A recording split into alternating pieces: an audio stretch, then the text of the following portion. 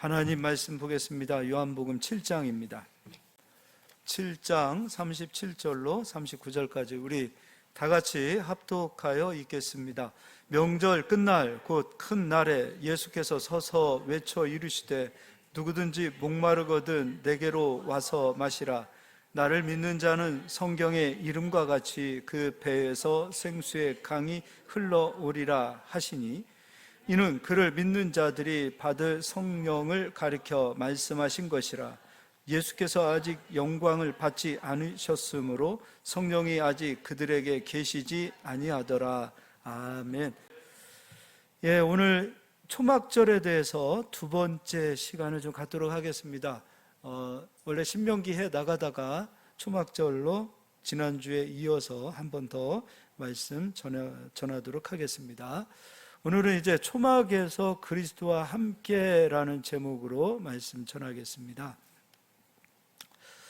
지난 시간에 이어서 제가 초막절에 관련되어진 내용을 좀 설명해 드릴게요. 37절 먼저 읽어드립니다. 명절 끝날 곧 큰 날에 예수께서 서서 외쳐 이르시되 누구든지 목마르거든 내게로 와서 마시라. 명절 끝날, 이 명절은 초막절이에요. 초막절이 끝나는 날에 예수님께서 누구든지 목마르거든 내게로 와서 마시라. 또 38절 나를 믿는 자는 성경의 이름과 같이 그 배에서 생수의 강이 흘러나오리라 하셨습니다. 예수님을 믿는 자들은 생수의 강이 흘러나오리라. 그럼 그 생수의 강은 무엇이었던가? 39절 이는 그를 믿는 자들이 받을 성령을 가리켜 말씀하신 것이라. 예수께서 아직 영광을 받지 않으셨으므로 성령이 아직 그들에게 계시지 아니하시더라. 생수의 강, 예수님 믿는 자들에게는 이 생수의 강이 흘러나오리라, 이 말씀을 하셨습니다. 자, 그러면 이제 우리가 지난 시간에 레위기서에서 초막절 때에 들었던 네 가지 식물과 열매들이 있었지요. 이제 그걸 보겠습니다. 레위기서 23장을 보겠습니다.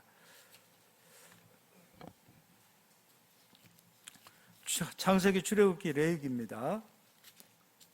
40절 말씀.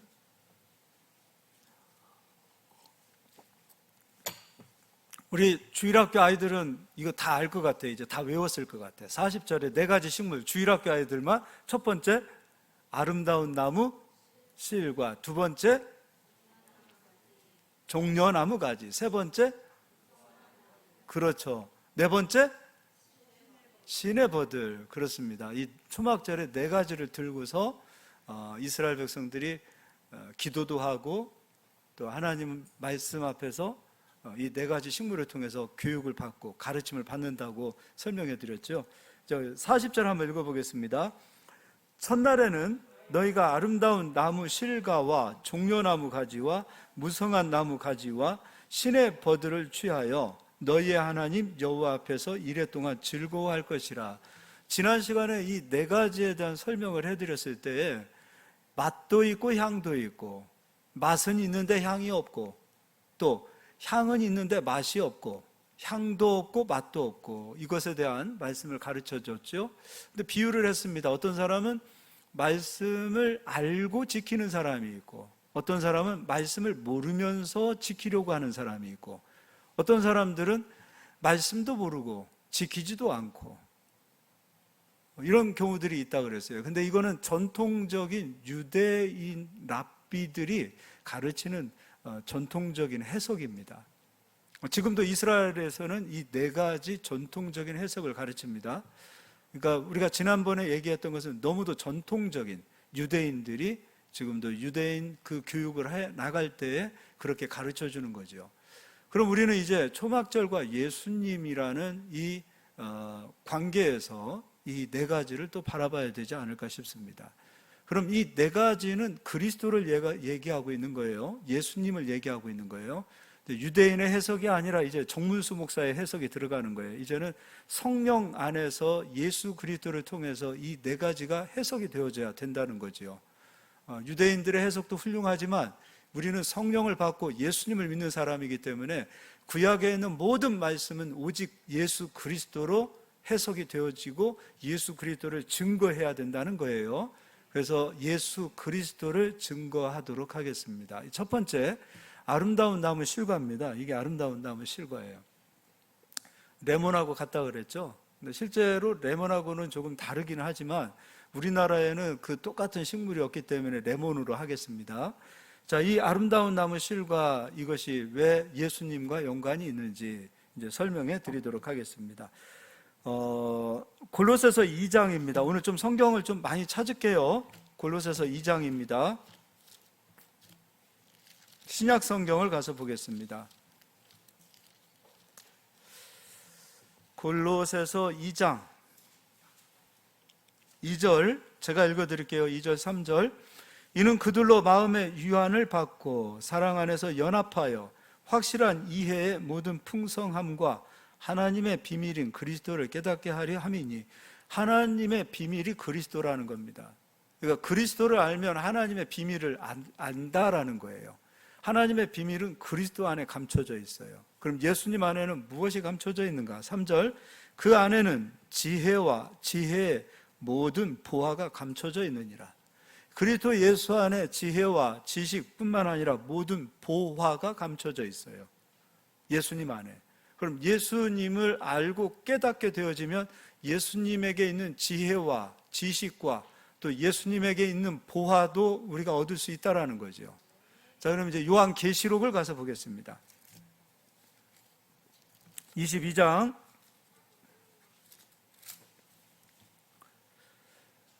초막절 끝에 예수님께서 서서 누구든지 목마른 자들은 내게로 오라. 내가 너희에게 영원히 목마르지 아니하는 생수를 주리라.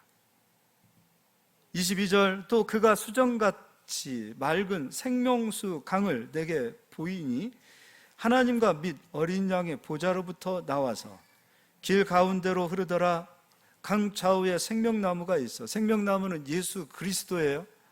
생명나무가 있어 12가지 열매를 맺되 달마다 그 열매를 맺고 그 나무 잎사귀들은 만국을 치료하기 위하여 있더라. 그러니까 예수 그리스도에게서는 12가지의 열매를 맺되, 12가지라는 것은 부족함이 없는 충만한 열매가 맺혀지는 거예요. 그런데 그 열매는 가을에만 열매를 맺히는 것이 아니에요. 또 봄에 또 나오는 열매들도 있어요.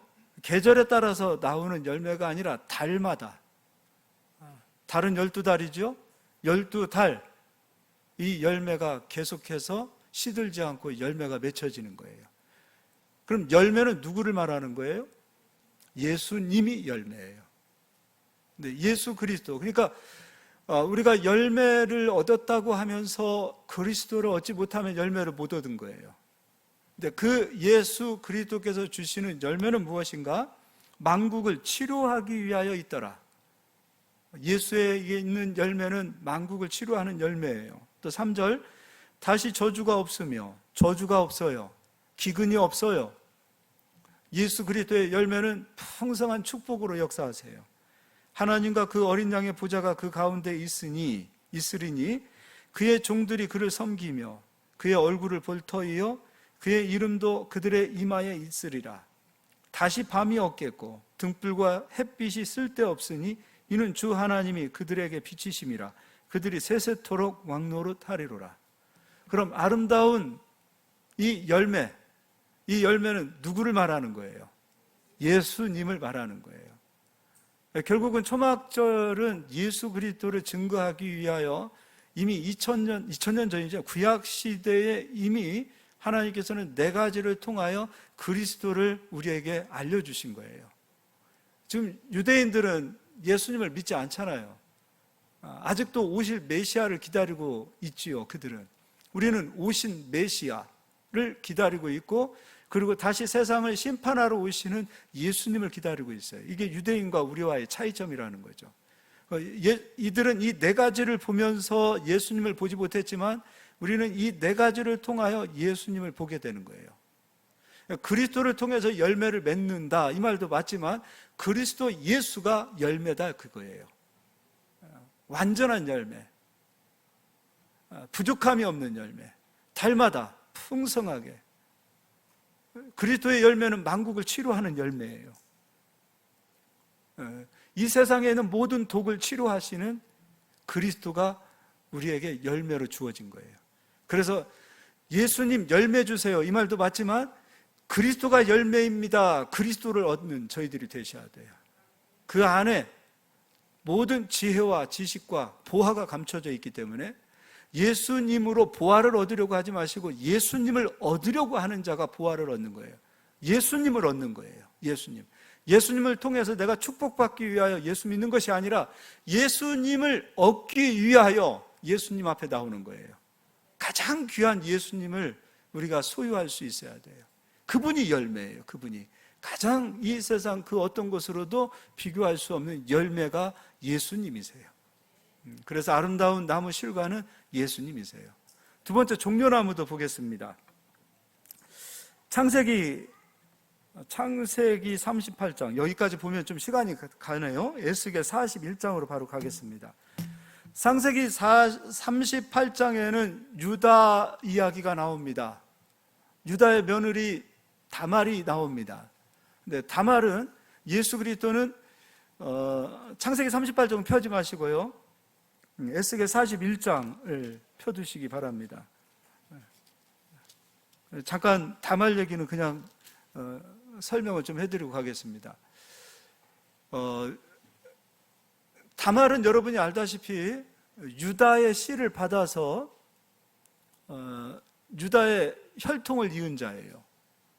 근데 예수 그리스도는 유다의 후손으로 오며 다말은 유다의 후손의 길을 열었던 여인이에요. 영어로는 타마르라고 하죠. 여러분이 인터넷에서 타마르 쳐보십시오. 그러면 제일 많이 뜨는 것이 신부동에 타마르 커피숍이 뜰 겁니다. 한번 더 쳐보세요. 그래서 우리 가은자매가 그 타마르 커피숍 잘하고 있죠. 저도 이제 타마르를 인터넷으로 한번 쳐봤는데 타마르 이렇게 그 이름 제가 지어준 거거든요. 예수 그리스도의 길을 열으라는 거예요. 그러니까 예수 그리스도를 열고 또 그리스도의 사명을 감당하는 것이 곧 타마르예요. 다말이라는 여인은 부정한 여인이 아니에요. 진짜 훌륭한 여인이에요. 그래서 그 여인은 예수님의 족보 가운데 들어와 있는 여인이에요. 마치 유교식, 우리식으로 창세기 38장을 보면 부정한 여인 아니야, 시아버지하고 어떻게 그렇게 얘기할 수 있지만 그 여인은 목숨을 걸고 씨를 얻어서 그리고 그 씨가 생명으로 잉태하도록 자기를 그리스도께 헌신한 여인이에요.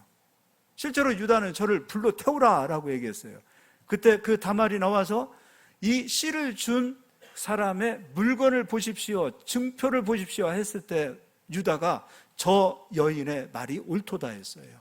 목숨 걸고 한 거예요. 목숨 걸고 사명을 지켰고 목숨 걸고 그리스도의 혈통을 이어낸 자예요. 훌륭한 여인이에요. 이게 바로 다말이었어요. 근데 종려나무는 바로 이 다말, 타마르 열매, 종려나무가 바로 이 대추 야자, 그게 바로 타마르라는 거죠. 그러니까 이 뜻을 가지고 있는 거예요. 자, 이제 41장 에스겔이 하나님으로부터 말씀을 받아서 하나님의 성전이 지어지는 것에 대한 예언을 한 거예요. 41장 그때 이것은 진짜 영적인 거예요. 영적인 성전이 이렇게 지어질 것이다. 그리스도를 통하여 하나님의 영적인 성전, 솔로몬의 성전과는 달라요. 진짜 영적인 성전이 세워질 것이다 라는 것을 예언한 거예요. 그 가운데 41장 18절 널판 자에는 그룹들과 종려나무를 새겼는데 두 그룹 사이에 종려나무 한 그루가 있으며 각 그룹에 두 얼굴이 있으니, 그러니까 종려나무가 만약에 저라고 얘기를 하면 제 옆에 그룹이 둘이 있다는 거예요. 종려나무가 있고 그룹이 있어요. 그런데 19절 하나는 사람의 얼굴이라, 그룹의 얼굴이 사람의 얼굴로 되어져 있는 그룹 하나가, 근데 여기에서 사람의 얼굴이라고 표현했던 것은 지혜와 지식과 총명이 그에게 있다라는 거예요. 그리고 또 하나는 이쪽 종려나무를 향하였고 하나는 어린 사자의 얼굴이라, 또 하나는 어린 사자가 종려나무를 곁에 서 있어요. 그 어린 사자를 상징하는 것은 무엇이냐면 힘과 권세와 왕권을 얘기하는 거예요. 그러면 저쪽 종려나무를 향하였으며 온 성전 사방이 다 그러하여라고 되어 있어요. 조금 전에 다말은 그리스도의 혈통을 이었던 자예요. 그리스도의 길을 열었던 자예요. 여기에서 종려나무는 그리스도의 사명을 가지고 있는 자는 좌우의 천사들이 하나는 힘과 권능을 가지고 그 사명의 길을 지켜주고, 하나는 그리스도를 위하여 지혜와 명철과 그 총명을 쓰는 자에게 그룹이라는 그 천사가 그의 사명의 길을 사용하는 거예요.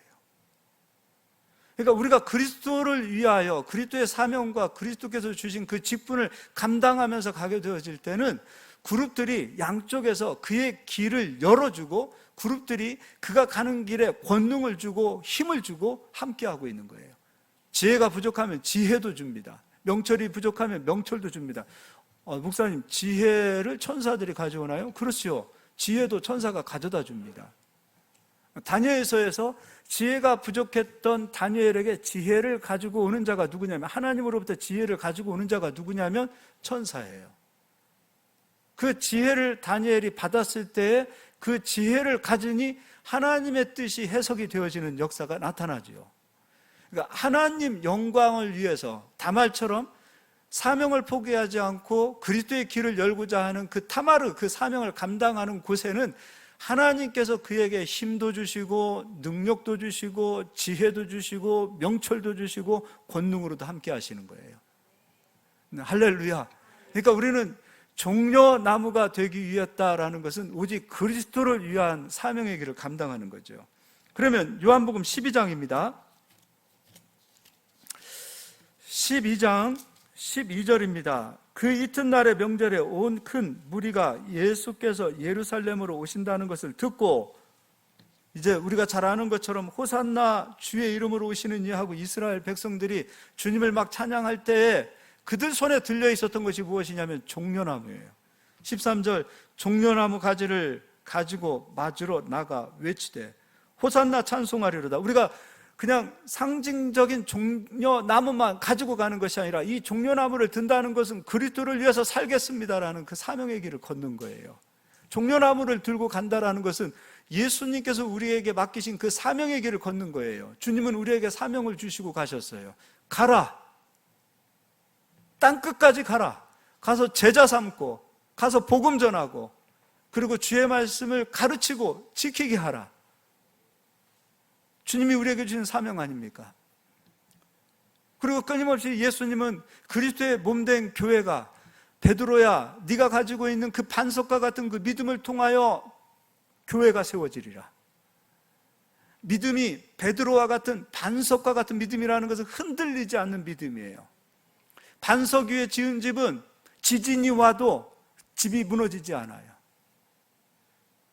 주님께서 우리에게 주신 그 믿음을 가지고 그리스도의 몸된 교회를 세우는 것도 주님이 우리에게 주신 사명이에요. 교회를 섬기는 것은 그냥 놀면서 섬기는 것이 아니에요.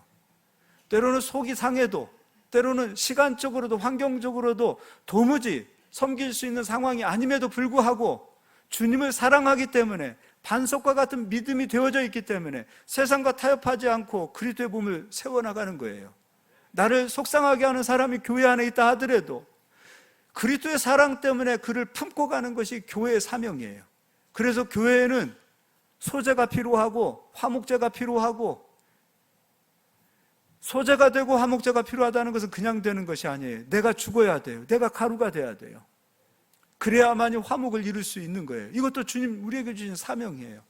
그러니까 사명을 지키는 거죠. 그것만 하는 건가요? 기도해야 되지요. 예배 자리를 지켜야지요. 끊임없이 믿음이 약한 자들을 섬겨야지요.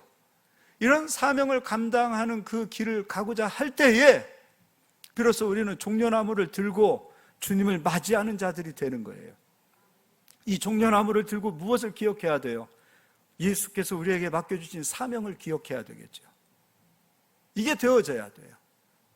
특히 이 종려나무는 뿌리를 내리면 어지간해서 태풍이 불어도 나무가 부러지지 않습니다. 흔들리지 않습니다. 주님이 믿음이 있는 자들, 기둥과 같은 자들로 세워주신다 그랬어요. 마치 종려나무를 보고 그런 말씀을 하신 것 같아요. 흔들리지 않습니다. 어지간해서 열매도 떨어지지 않습니다. 어지간해서 나무가 툭 부러지지 않습니다. 묵묵히 그 자리를 지키고 있는 종려나무와 같은, 그래서 목마른 자에게, 배고픈 자에게 양식을 주고 생명을 주는 이 종려나무, 얼마나 아름다운지 모릅니다. 우리 그리스도를 위해서 이 종려나무 가지를 들고 주님이 우리에게 맡겨주신 우리 각자에게 주어진 그 자리에서 사명을 충성스럽게 감당하는 저희들이 될 수 있었으면 좋겠어요. 잘했다, 충성스러운 종아, 착하다. 주님의 마지막 우리를 맞이하실 때 이 이야기 꼭 들어야 되지 않겠습니까? 정말 너는 충성스러웠다. 작은 일에 충성하여, 많이 맡기셨다고 해서 우리를 충성하는 게 아니에요. 작은 일에도 충성했던 그들을 주님은 칭찬하셨어요. 너 정말 충성스럽다, 나의 종아. 이 종려나무를 그렇게 드시기를 바랍니다. 어제 주일학교 아이들이 사용했던 거예요. 우리 사모님 만드신 건데, 가장 큰 이파리가 종려나무, 또 무성한 가지, 신의 버들, 이렇게 4가지 표현했어요. 그리고 3가지, 그리고 이게 뭐라고요? 그렇죠, 아름다운 나무 실과. 이 4가지예요. 이렇게. 자, 이거 이따 마지막에 또 사용해야 됩니다. 또 3번째는 무성한 가지예요. 무성한 가지. 이거는 좀 시간이 가더라도 창세기부터 좀 보겠습니다. 창세기 49장입니다.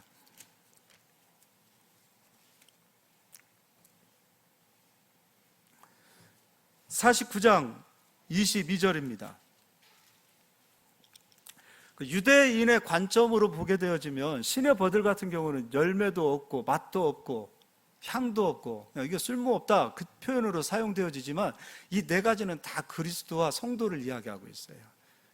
그리스도 안에 있는 성도, 그리고 예수 그리스도를 설명하고 있다는 거죠. 이 무성한 가지도 마찬가지죠. 이 무성한 가지도 별 쓸모없는 가지 아니야, 이렇게 생각될 수 있으나 이 무성한 가지가 얼마나 축복된 나무인지 몰라요. 그러니까 일부분만 보게 되어지고 그리스도를 통해서 이것들을 보지 못하면 어떤 거는 아름다운 나무 실과는 좋은 것, 종려나무는 좋은 것, 그러나 무성한 가지나 시내버들 이거는 쓸모없는 것, 이렇게 생각할 수 있어요. 그렇지 않아요. 이 무성한 가지도 얼마나 아름다운 나무인지 몰라요. 얼마나 축복된 나무인지 몰라요. 시내버들도 얼마나 축복스러운 나무인지 몰라요. 이제 22절, 49장 22절을 보겠습니다. 요셉은 무성한 가지 곧 샘 곁에 무성한 가지라. 무엇이라고요?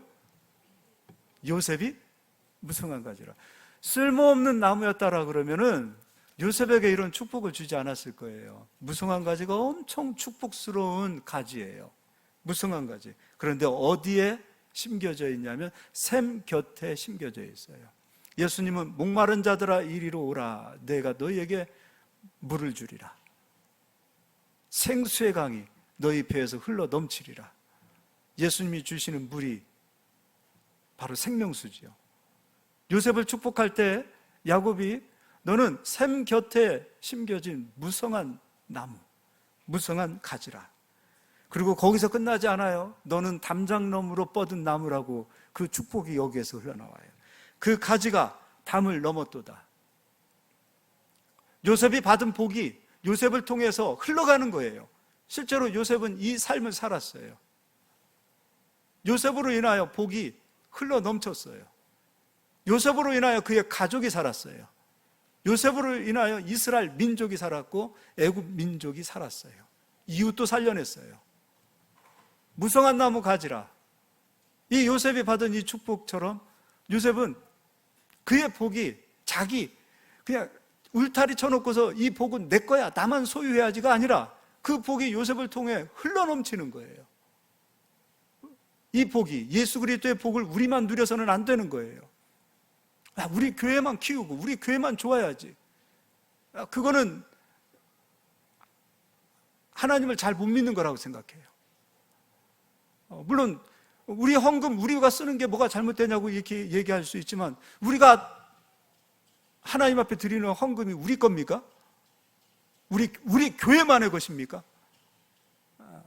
흘러 넘쳐야 돼요. 하나님의 축복이 우리에게 있는 물질, 우리에게 있는 건강, 우리에게 주신 축복도 요셉처럼 흘러 넘쳐야 돼요. 내게 주신 재능, 내게 주신 달란트도 하나님께서 그냥 주신 거 아니에요. 이 복이 요셉처럼 흘러 넘칠 수 있는 그런 무성한 가지가 될 수 있어야 돼요. 그리스도는 이 일을 하셨어요. 당신이 이 세상에 오셔서 당신의 생명을 온 족속에게 나눠주셨어요. 그래서 너희는 예루살렘에서만 예수 믿고 살아라고 하지 않았어요. 예루살렘과 온 유대와 사마리아와 땅끝까지 이르러 복음이 증인이 되라고 말씀하셨어요. 주님의 복음은, 이 축복은 온 세계에 흘러가야 돼요. 마치 요셉에게 이 복이 담을 넘어서 이 복이 흘러 넘치듯이 예수 그리스도의 그 생명의 복은 온 세계에 뻗어 흘러 넘쳐야 돼요. 이제 안타까운 것은 온 세계만 정말 이 안타까운 것이 아니라 우리나라도 지금 안타까워요. 아까 광고 시간에 얘기했잖아요. 청소년이 지금 3%랍니다.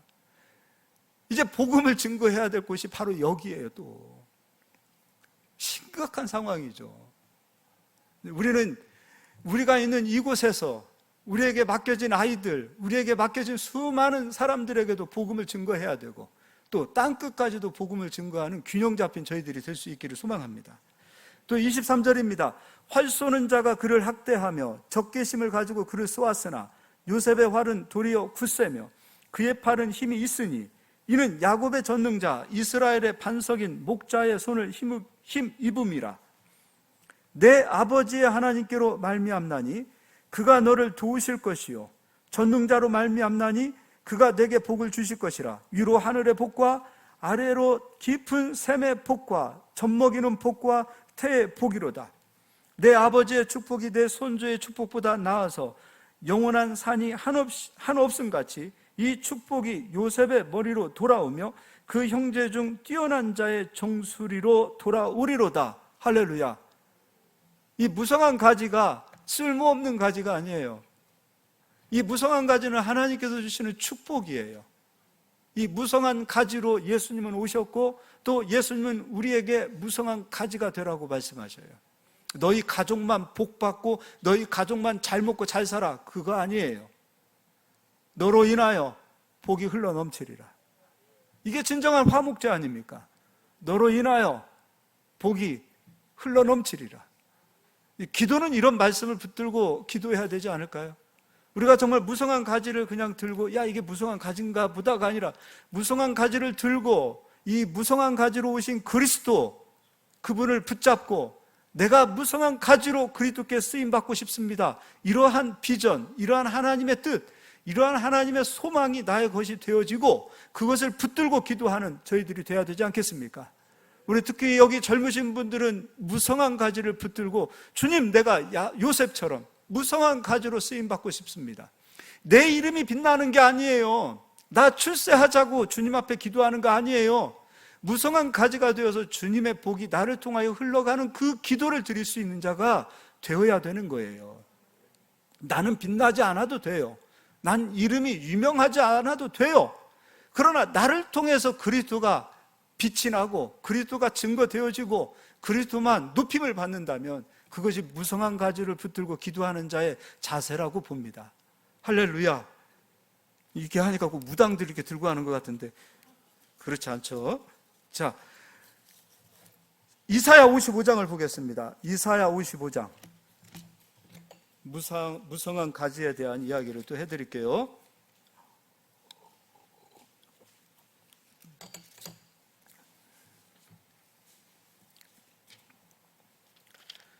이사야 55장입니다. 이사야 55장 전체를 다 설명해 드리기는 그렇고요.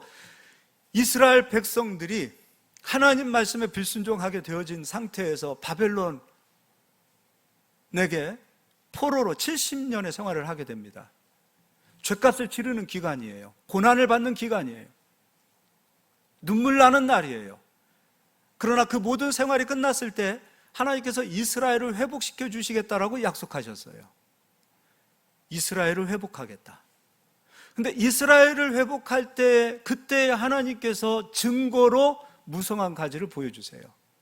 자, 읽어드리겠습니다. 13절. 잣나무는 가시나무를 대신하여 나며, 가시나무를 대신하여 잣나무가 나며, 화석류는 무성한 나무 가지예요. 무성한 나무 가지가 화석류 나무예요. 화석류는 무성한 나무 가지는 찔레를 대신하여 날 것이며, 찔레도 가시가 있는 거예요. 사람을 찌르는 거예요. 이 찔레를 대신하여 무성한 나무 가지가 나리라. 다시 복이 흘러 넘치리라, 그 얘기예요. 이것이 여호와의 기념이 되며 영원한 표징이 되어 끊어지지 아니하리라. 이 무성한 나무 가지예요. 자, 요셉이 무성한 나무 가지가 되어 그 복이 담을 넘어가기까지 요셉에게는 그냥 우연히 그 길, 우연히 그 복이 요셉에게 찾아오지 않았어요. 무성한 나무 가지가 이 복이 담을 넘어 복이 흘러 넘치게 되기까지, 그래서 모든 많은 민족을 살릴 수 있는 도구로 쓰임받기 위해서는 요셉은 고난과 아픔과 애통이라는 시간을 겪었어요. 보디발 집에서 노예 생활을 했습니다. 죄도 짓지 않았는데 억울하게 감옥에 갇혔습니다. 그 긴 시간 동안에 하나님께서는 요셉이 그 고난을 통과하기를 원하셨어요. 가장 낮은 곳으로 요셉을 내려가게 하셨어요.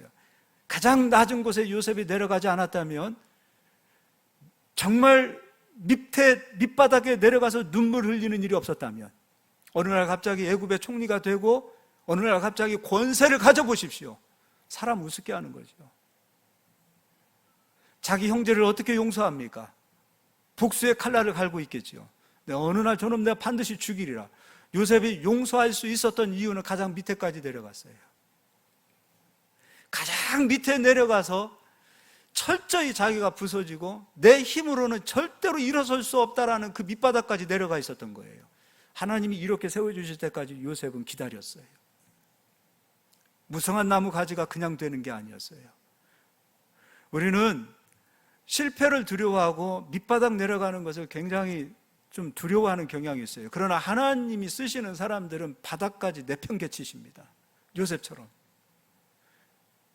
무성한 나무 가지가 왜 그렇게 중요한가? 하나님의 축복과 하나님이 주시는 힘과 권세와 능력들이 요셉처럼 밑바닥을 치지 않고 속에 교만이 가득 채워져 있고 자고함이 가득 채워져 있고 예수님보다 내가 더 빛나고 싶은 그런 마음들이 있는 상태에서 권세를 가지고 힘을 가지고 능력을 가지고 돈을 벌어보십시오. 사람 우습게 합니다.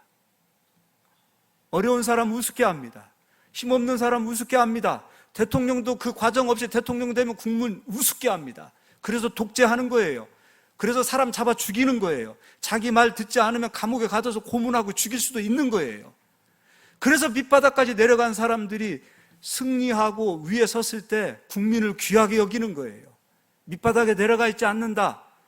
여러분, 그거 중요한 거예요. 이스라엘에서는 군대 갔다 오지 않으면 대통령도 될 수 없고 국회의원도 될 수 없어요. 가장 밑에 내려가서 함께, 가장 밑에 내려가서 고생해보지 않은 사람은 안 되는 거예요. 그래서 이 종려나무가 이렇게 중요한 거예요. 우리 대선에서도 대통령을 찍을 때도 국회의원을 찍을 때도 그거 좀 보고 찍으셨으면 좋겠어요. 마찬가지입니다. 목회자도 마찬가지입니다. 밑바닥 내려가지 않고 위에서만 누리고 살던 사람들이 목회되십시오. 몰라요. 성도들의 아픔 몰라요. 애통함 몰라요. 고생하는 거 몰라요.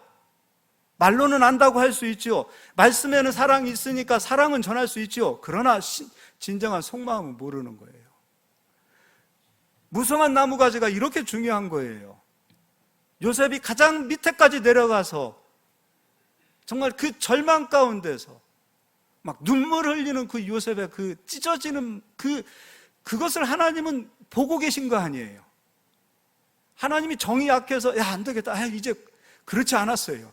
그 모든 시간을 다 통과하시고 하나님은 그냥 지켜보고 계셨어요. 그러나 늘 함께 하셨어요. 그게 되어져야 돼요. 무성한 나무가지는 그냥 되는 게 아니에요. 복은 받았다 하더라도 절대로 담을 넘어서 이 복이 흘러 넘칠 수 없겠지요. 이스라엘 백성들이 70년이라는 포로 생활을 하나님께서 왜 아픔 가운데서도 그들을 거기에다 맡기셨을까요?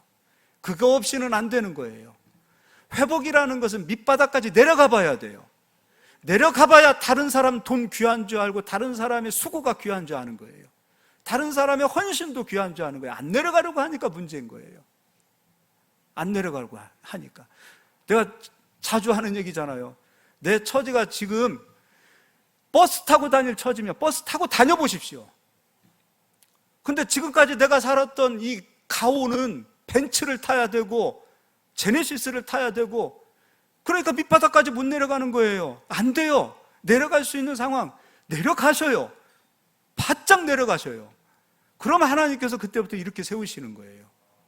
왜 자꾸 무성한 가지, 그냥 무성한 가지가 얼마나 허황될 수도 있어요. 허황된 무성한 가지가 되어서는 안 돼요. 정말 밑에서부터 나를 낮추시고 나를 깨트리시고, 내가 깨지지 않으면 하나님이 나를 깨트리시겠죠. 하나님이 부서뜨리시겠죠. 스스로를 깨트리고 스스로를 정말 낮은 곳까지, 밑바닥까지 내려가서 주님을 만나보십시오. 그럼 내가 무성한 가지가 되는 거예요. 복이 먼저가 아니에요. 먼저 내가 무성한 가지가 되기 위하여 요셉처럼 바닥을 내려치고 주님께서 내팽개치실 때 내려갈 수 있는 저희들이 되실 수 있어야 돼요. 주님은 겸손한 자를 사랑하시고 겸손한 자 일으켜주세요. 교만한 자는 대적하시는 분이 주님이세요. 주님이 밑바닥까지 내려가셨기 때문에 우리를 아시는 거예요. 하늘에서, 하나님 나라에서 사람들을 굽어 살피시고, 아유 너희들 참 힘들다, 어렵다, 아유 그래 짠하다, 그러지 않으셨어요. 주님은 내려오셨어요. 내려오셔서 우리와 같은 사람이 되셨어요. 그리고 십자가에서 죽으시고 우리의 죄를 십자가에서 깨끗하게 하셨어요. 주님이 무성한 가지가 되셔서 오신 거예요. 요셉이 당한 고통의 몇 천만 배를 주님이 겪으신 거예요. 가장 밑바닥에서 나사렛으로 오셔서 목수의 아들로 태어나셔서 고생하시다가 십자가를 지시고, 그리고 우리를 살려내셨어요. 무성한 가지로 오셨어요. 그리고 우리도 무성한 가지로 쓰임받기를 원하세요. 종려나무로 쓰임받기를 원하세요. 우리를 통하여 아름다운 열매가 맺혀지기를 소망하시는 거예요. 70년 이후에 내가 너희를 회복하리라. 그때 주님은 이 화석류 나무를 증거로 우리에게 보이셨어요. 무성한 나무 가지를 증거로 보이셨어요. 그렇다면 70년이 끝난 상태에서 주님의 회복의 증거는 무엇으로 나타나는가? 화석류 나무, 이 무성한 나무 가지로 70년이 끝났다라는 증거, 회복을 주시는 겁니다. 스가랴서 1장을 가서 보겠습니다.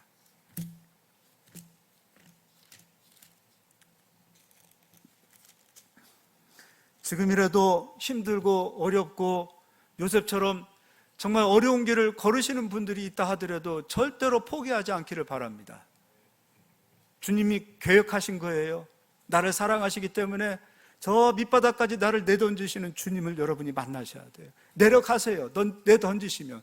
이 잔꾀 쓰고 올라오려고 하지 마세요. 사람 잡으려고 하지 마세요. 주님 잡으시면 되는 거예요. 언제까지요? 내 때가 아니에요. 주님의 때까지. 주님의 때까지. 주님의 때까지 기다리는 거예요. 내 시간이 아니에요. 주님의 시간이에요. 나는 이만하면 됐지요. 주님 어디까지 더 내려가야 됩니까? 주님의 때가 아니면 주님은 더 내려뜨리십니다. 나는 많이 내려온 것 같은데요. 그렇지 않아요. 주님의 때예요. 그 상황 속에서도 주님이 더 내려가라 하시면 더 내려가겠습니다. 내려가는 거예요. 그러나 포기하지 마세요. 화석류 나무를 잡으시고 주님은 회복시키신다라는 믿음을 잡으시고 주님 잡으세요. 사람 잡으면 망합니다. 잔꾀 쓰면 망합니다. 무성한 가지 하니까 허황된 나무를 잡으려고 하지 마세요. 확실한 예수 그리스도를 잡으실 수 있어야 합니다. 1장 8절입니다. 70년이 끝난 그 시기점에 내가 밤에 보니 한 사람이 붉은 말을 타고 골짜기 속 화석류 나무 사이에 섰고, 어디에 섰어요? 화석류 나무, 무성한 나무 가지에 서 있는 거예요. 누가 섰어요? 붉은 말, 자줏빛 말, 백마가 있기로. 요한계시록 6장 1절 8절에 가서 보니 이 말들은 하나님께서 부리시는 천사들이었어요. 천사들이 화석류 나무에 서서 9절 내가 말하되 내 주여 이들이 무엇이니까 하니 내게 말하는 천사가 내게 이르되 이들이 무엇인지 내가 내게 보이리라 하니 화석류 나무 사이에 선 자가 대답하여 이르되 이는 여호와께서 땅에 두루 다니라고 보내신 자들이니라. 하나님께서 땅에 두루 다니라고 보내신 자들이 지금 하나님 앞에 서서 무엇인가를 얘기하고 싶은 거예요. 11절, 그들이 화석류 나무에 선 여호와의 천사에게 말하되 우리가 땅에 두루 다녀 보니 온 땅이 평안하고 조용하더이다 하더라. 이게 무슨 말이에요? 땅이 좋다 그 얘기가 아니라 천사들은 하나님의 말씀을 이루어야 되는데 지금까지 하나님 말씀을 이룰 만한 시기가 아닌 거예요. 물론 바벨론에서 다니엘을 통해서 천사들은 일을 했겠지만 이스라엘 땅에서는 이 시기에 이스라엘 땅에서의 성경은 기록되지 않아요. 하나님의 약속의 땅, 가나안 땅, 하나님 축복의 땅에서 천사들은 할 일이 없었던 거예요. 이제 하나님 70년이 끝났으니 이 땅에서 우리가 일하고 싶습니다. 그 얘기하는 거예요. 저들을 회복시켜 주시옵소서. 그 얘기하고 있어요. 천사도 이렇게 하나님 앞에 서서 약속을 붙들고 하나님 약속이 이루어지기를 소망하고 있는데 그리스도인들이 하나님의 약속과 언약을 모르는 상태에서 살아가면 안 되지 않습니까? 회복이라는 것은 하나님의 약속, 언약, 지워지지 않는, 시들지 않는, 변함이 없는, 쇠하지 않는 하나님의 약속을 잡을 때 회복이 비로소 일어나는 겁니다. 11절, 그들이 화석류 나무에 선 여호와의 천사에게 말하되 우리가 땅에 두루 다녀보니 온 땅이 평안하고 조용하더이다 하더라. 여호와의 천사가 대답하여 이르되 만군의 여호와여, 여호와께서 언제까지 예루살렘과 유다 성읍들을 불쌍히 여기지 아니하시려 하나이까? 이를 노하신 지 70년이 되었나이다 하매 여호와께서 내게 말하는 천사에게 선한 말씀 위로하는 말씀으로 대답하시더라. 그리고 알았다. 내가 이스라엘을 돌보리라. 내가 이스라엘을 위로하고 회복하리라. 이게 화석류 나무예요. 이게 무성한 나무 가지예요. 화석류는, 나무는 주님이 우리를 위로하시고 회복하시는 거예요. 예수께서 우리의 죄값을 치르기 위하여 이 땅에 오셔서 십자가에서 죽으시고 우리의 죄의 값을 치르셨어요. 예수 그리스도께서 내 모든 죄를 끝내셨다라는 그 믿음을 가지고 가는 자들은 화석류 나무를 가지고 주님 앞에 서실 수 있기를 바랍니다. 무성한 나무 가지를 붙잡았다라는 것은 예수 그리스도로 인하여 내 모든 죄가 끝났습니다를 붙들고 주님 앞에 서서 기도하라 이겁니다. 예수 믿는 사람들이 왜 불교 다니는 사람들처럼 이 죄가 남아있으니 이 죄도 회개하고, 어제는 제가 주님 한 그릇만 먹어야 되는데 저녁에 3그릇 먹었습니다, 욕심을 부렸습니다, 그것도 참회하고, 이게 뭐 하는 겁니까? 예수 그리스도를 통하여 우리의 모든 죄가 깨끗하게 씻음 받았다라는 믿음을 가지고 가는 것이 바로 무성한 나무 가지를 붙들고 주님 앞에 기도하는 것인데, 예수 믿는 사람들이 왜 그렇게 죄가 많습니까? 원죄는 용서를 받았는데 스스로 짓는 자범죄들은 다 본인들에게 남아있다 그러면 여러분 절대 주님 앞에 설 수 없어요. 원죄도 예수 그리스도로 인하여 용서받았습니다. 내가 짓는 자범죄도 예수 그리스도께서 십자가에서 피 흘리셔서 용서해 주셨습니다. 우리는 과거의 죄만 용서받은 것이 아니에요. 지금까지 살아왔던 현재의 죄도 용서받는 것이 아니에요. 우리는 미래에 우리가 살아야 될 모든 죄도 다 용서받고자 사는 자들이에요. 이건 제 얘기가 아니에요. 성경에 있는 얘기예요. 근데 왜 성경에 있는 얘기는 말하지 않고 성경에 없는 얘기를 가져다가 조상죄를 회개하게 하고, 이 죄도 회개하게 하고, 이런 죄는 남아있고, 11조 하나는 죄는 남아있고, 주의성소 빠뜨리는 죄는 남아있고. 그래서 요한계시록을 얘기하면서 온통 심판을 받는 자들은 예수 믿는 자들이 심판을 받는 이야기를 하고 있고, 말세에 바코드나 받으면 지옥 간다는 소리나 하고 있고, 이게 화석류 나무를 못 붙잡은 거예요. 예수 그리스도는 우리의 생명을 살리셨고 일순간의 생명을 살린 것이 아니에요. 우리의 영원한 생명을 우리에게 영원한 생명을 주셨어요. 영원한 생명을 주셨어요. 우리의 모든 죄를 깨끗하게 하셨어요. 그 사실을 믿고 그 사실을 인정하고 그 사실을 붙들고 사는 자들이 담대하게 세상을 이기는 자가 되어질 거 아닙니까? 죄가 남아있다라고 여기는 자들에게는 귀신도 마귀도 역사하니 사업이 되다가 안 되지요. 죄가 끝났다라고 선포되어져야 주님께서 위로하시지요, 역사하시지요, 도우시지요. 마귀가 붙들고 있다면 마귀의 권세를 주님께서 깨트려 버리시지요. 그래서 그 뒤에 이러한 말씀으로 위로하십니다. 14절, 내게 말하는 천사가 내게 이르되 너는 외쳐 이르기를 만군의 여호와의 말씀에 내가 예루살렘을 위하며 시온을 위하여 크게 질투하며 아니란 여러 나라들 때문에 심히 진노하나니. 하나님께서 얼마나 답답하셨냐면 70년 기간 동안에는 마귀의 손에, 원수의 손에 맡기는 기간이었어요. 그런데 하나님은 조금 노하셨는데 이놈들은 크게 노하여 하나님의 백성들을 크게 괴롭혔던 거예요. 하나님 화가 나신 거예요. 나는 조금만 노하였거늘 그들은 힘을 내어 고난을 더하였습니다.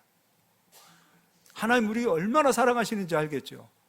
우리가 하나님 앞에 섰을 때 화석류 나무를 붙든다라는 것은, 무성한 나무 가지를 붙들었다는 것은, 초막절에 무성한 나무 가지를 붙들었다는 것은 나의 모든 죄가 예수 그리스도로 인하여 깨끗하게 되었다라는 믿음을 갖고 주님께서 우리를 회복시키시며 위로하시며 함께 하시며 주님의 평강이 나에게 온다라는 믿음을 가지고 주님 앞에 서자 이겁니다. 또한 요셉처럼 무성한 나무 가지가 되어 비전을 가지십시오. 주님 주시는 복이 나를 통하여 흘러넘치기를 소망합니다.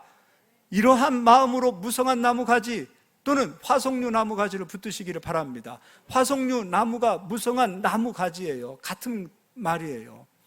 화석류 나무를 붙드시기를 예수 그리스도 이름으로 축원합니다. 마지막입니다. 이사야 44장 신의 버들로 이제 가도록 하겠습니다.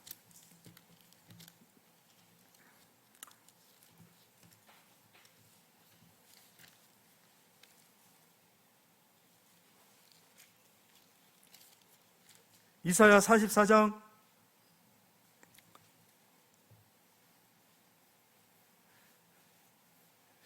이거 1절부터 읽어드리겠습니다. 나의 종 야곱, 내가 택한 이스라엘아, 이제 들으라. 너를 만들고 너를 모태에서부터 지어낸 너를 도와줄 여호와가 이같이 말하노라.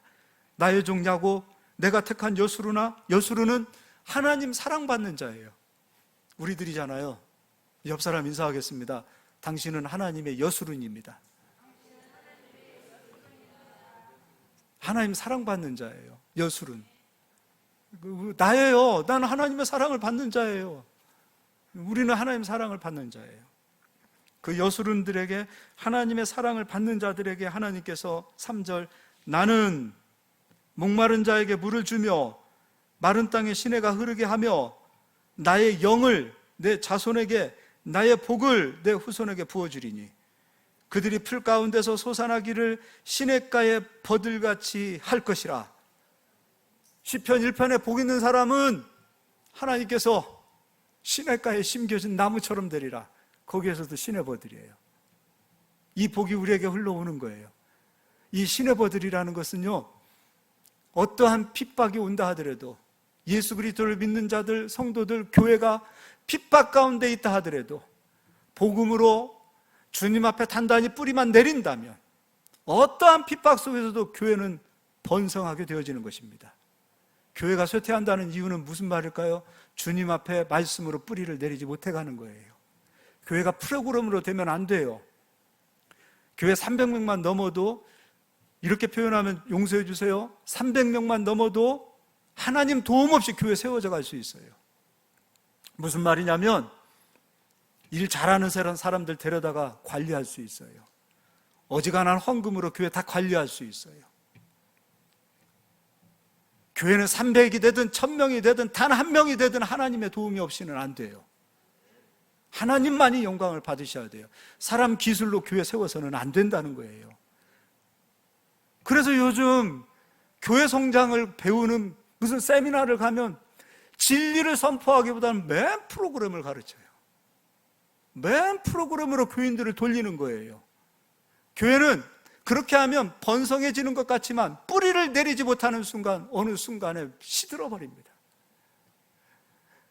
한국교회가 다시 살 수 있는 길은 말씀으로 주님 앞에 뿌리를 내려야 돼요.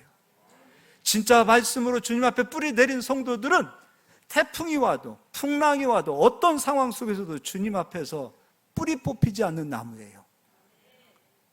시내버들처럼 번성해지는 거예요. 시편 1편에 복 있는 자들은 주야로 하나님의 말씀을 묵상하는 자들이에요. 말씀이 없이는 이 시내버들이 될 수 없어요. 시냇가에 심겨지는 거예요. 물은 주님의 말씀이에요. 우리의 믿음이 말씀으로 주님 앞에 뿌리를 내리는 믿음이 되어야 돼요. 이게 교회가 되어야 돼요. 늦는 것 같지만 한 사람 한 사람 하나님의 말씀으로 뿌리를 내리는 믿음이 되어지면 핍박이 와도 예수 믿지 말고 떠나라고 해도 그들은 절대로 주님 떠나지 않습니다. 그들이 세워져야 돼요. 우리가 신의 버들이 되어야 돼요.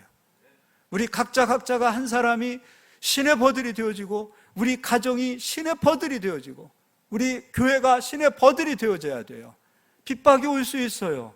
예수 믿지 말라고 핍박하고 예수 믿지 말라고 여러 가지 유혹으로 우리를 유혹한다 하더라도 미혹한다 하더라도 우리가 말씀으로 뿌리만 내리면 절대로 우리는 주님 앞에서 뿌리 뽑힌 나무가 되지 않을 줄 믿습니다.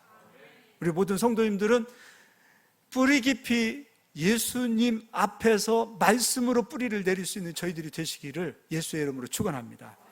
초막절 마지막 날이 되어지면 이것을 들고 있던 이스라엘 백성들은 이거 그냥 고를 때 대충 아무거나 고르지 않아요. 지금도 이스라엘 백성들, 랍비들은요, 이거 고를 때 하나의 기스가 나 있는 것도 있다면 선택하지 않아요. 깨끗한 거, 벌레 먹지 않은 거, 그리고 아름다운 거, 이쁜 것을 골라요. 여기 종려나무도 무성한 가지도 시내버들도 벌레 먹은 나무일 수도 있어요. 상처 입은 나무일 수도 있어요. 절대로 선택하지 않아요. 깨끗하고 아름다운 나무를 선택해요. 그래서 초막절 기간에 이것을 들고 기도도 하고 말씀도 가르치는 거죠. 그런데 마지막 끝날이 되어지면 이 아름다운 깨끗한 예수 그리스도라고 설명했어요. 이것을 힘차게 땅에다 버려요. 던져버립니다. 그러면 사람들은 이걸 짓밟아요. 받고 가는 거예요. 맞아요. 그리스도는 우리에게 던져졌어요. 사람들은 그리스도를 무시했어요. 멸시했어요. 그리고 힘차게 던져버렸어요. 얼마나 우리가 그리스도를 던져버립니까? 그리스도는 가장 높은 곳에서 온 인류를 창조하셨고 하나님의 형상과 모양대로 사람을 창조하셨고 그들에게 하나님의 영을 부어주셨어요. 그들에게 짓밟혀버립니다. 예수님은 나를 왜 이곳에 던졌냐라고 사람들을 향하여 원망하지 않으셨어요. 가장 낮은 곳에서 짓밟혔던 예수 그리스도는 십자가에 맞습니다. 못이 박혔습니다. 그리고 십자가에서 못 박히신 예수 그리스도는 다 이루시고 오늘 이 이야기했던 네 가지의 이 풍성한 축복, 회복이 있고 열매가 있고 주님이 주신 그 아름다운 그 축복들을 우리에게 주셨습니다. 그리스도는 땅으로 짓밟혔고 우리는 그리스도로 인하여 이 모든 축복을 받는 자들이 되었어요. 초막절 마지막 날에 이스라엘 백성들이 지금도 내던지고 있어요. 내던져진 그리스도는 십자가에서 우리가 만나는 거예요. 예수 그리스도를 그냥 간단하게 아는 지식으로만 만나지 않기를 소망합니다. 저는 예수님을 진짜 우리 성도님들이 다 만났으면 좋겠어요. 그래서 성령을 받았으면 좋겠어요. 제대로 예수님을 만나서 예수의 사람이 되시고 예수의 눈물이 되어주시고 예수님의 손가발이 되어주시는 우리 성도님들이 되시기를 예수의 이름으로 축복합니다. 우리 옆 사람 한번 인사합시다. 예수 그리스도의 눈물이 됩시다. 한 번 더 인사합시다. 예수 그리스도의 사랑이 됩시다.